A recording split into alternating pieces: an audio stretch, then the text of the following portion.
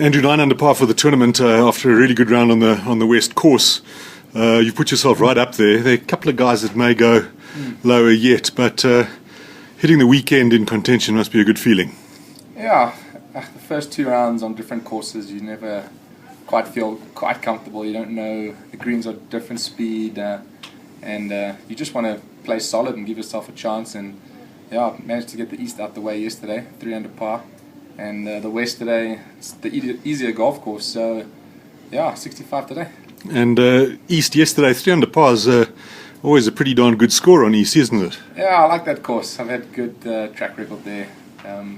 Got a fresh 65 from last year's qualifying for the British Open. Was in my mind, so I drew back on a lot of those memories, and that definitely helps me.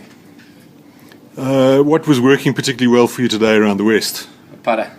I was just making putts from everywhere.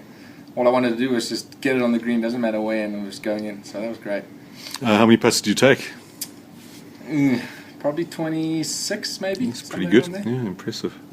And looking at the leaderboard around you, I know it's not something that you've done too much of yet, you've just come off the course, but is it an interesting proposition for you for tomorrow? Are you looking forward to that? Yeah, I'm not even going to look at it really, I'm just going to keep doing what I'm doing.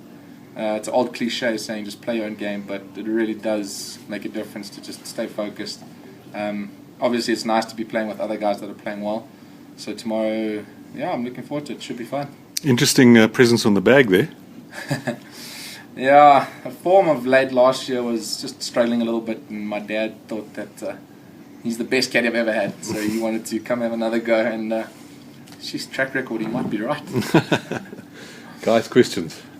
You've been doing quite a bit of work with Mark and women, I understand. Mark's been my coach for a long time, probably the last 12, 13 years. And he came over here last year and actually caddied for me once or twice. And that was different to have the coach on the bag. I wasn't used to that.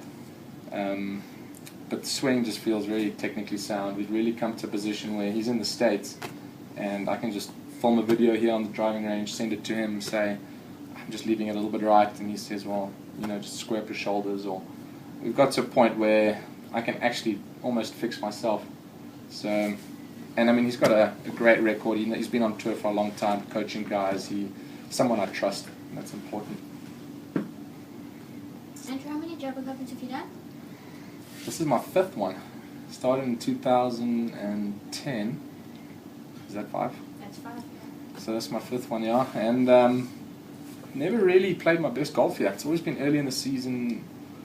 Sometimes it takes me a little bit to warm up, but this year I've got the luxury that I need to play well from the start.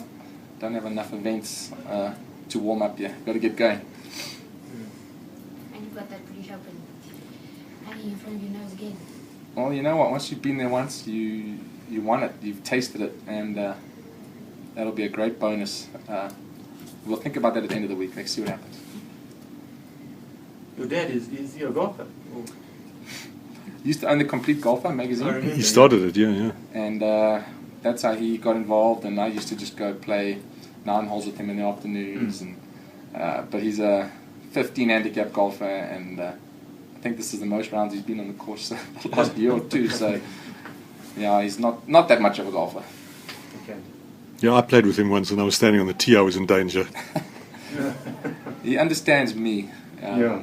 I find caddies, some guys are really good with numbers and some guys are better relating to the person.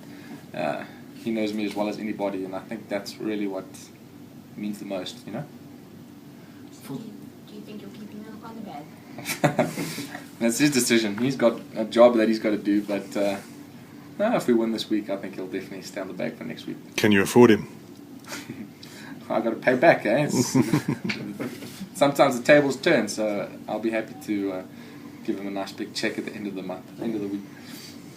For the guys that haven't been there, the Open, what would you say to somebody that gets there the first time? What's the biggest revelation? Well, it's such a big event that it's something you've watched on TV a lot. There's so many players, huge grandstands, so many people. When I was there, 200,000 people came through the gates, and you just got to not get overwhelmed. And you got to think, okay, well, the ball doesn't know who you are. Doesn't matter where you're playing. You just got to hit your shots. And if you can put some blinders on and just try and focus on what you're doing, it's okay, but it's obviously a lot easier said than done. But it's something that I think once you get used to that stage, you draw on it, you thrive on it, and then playing smaller events like this, you feel very comfortable. So I really feel more comfortable playing events like this after that. And I shot a pair of 74s in the Open, and I played nicely. It wasn't great, but you know what, just knowing that I could hang with the boys gives you that self-belief, and I think guys are always looking to feel like they belong and that self-belief. So, yeah.